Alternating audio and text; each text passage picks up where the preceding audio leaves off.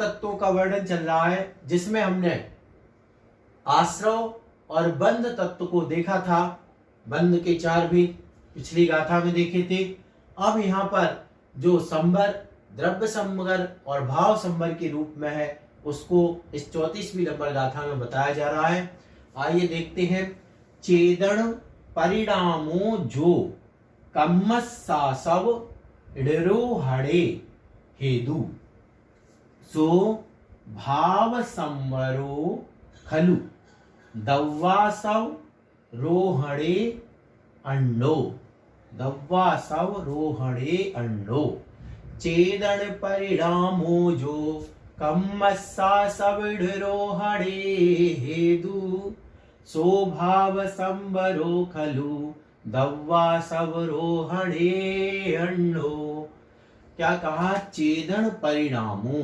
चेदन यानी आत्मा का, चेतन का, परिणामों परिणाम यानी भाव, जो यानी जो, तो आत्मा का जो परिणाम कम्मस आसव, कर्म के, आसव यानी आश्रव का, कर्म के आश्रव का, आश्रव को ऋरोहणे रोकने का, हेतु यानी कारण है।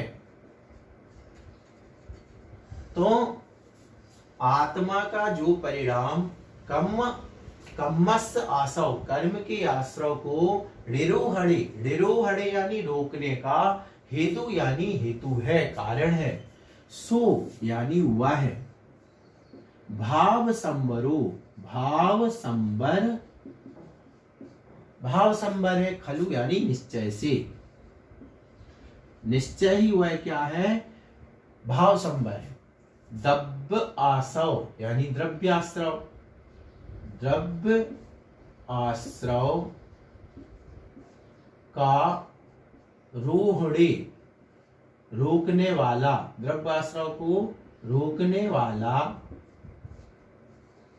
रोकने वाला अंडो यानी दूसरा है। तो दूसरा यानी द्रव्य संवर, तो द्रव्य संवर। क्या अर्थ हुआ?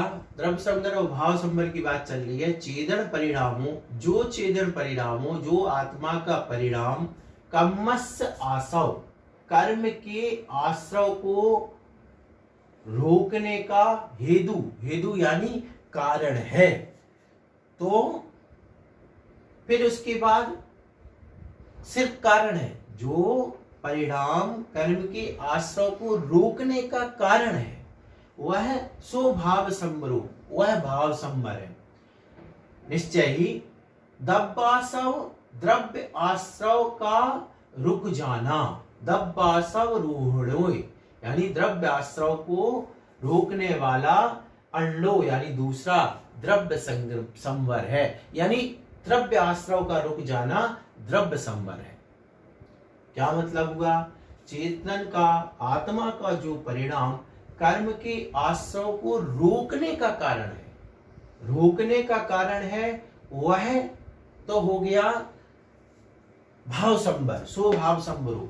और दब्बासव, द्रव्याश्रव को रोकने वाला, यानी जिसने द्रव्याश्रव को रोक दिया है, द्रव्याश्रव को रोक दिया, वह अंडो यानी दूसरा द्रव्य संवर है। दोनों में अंतर है।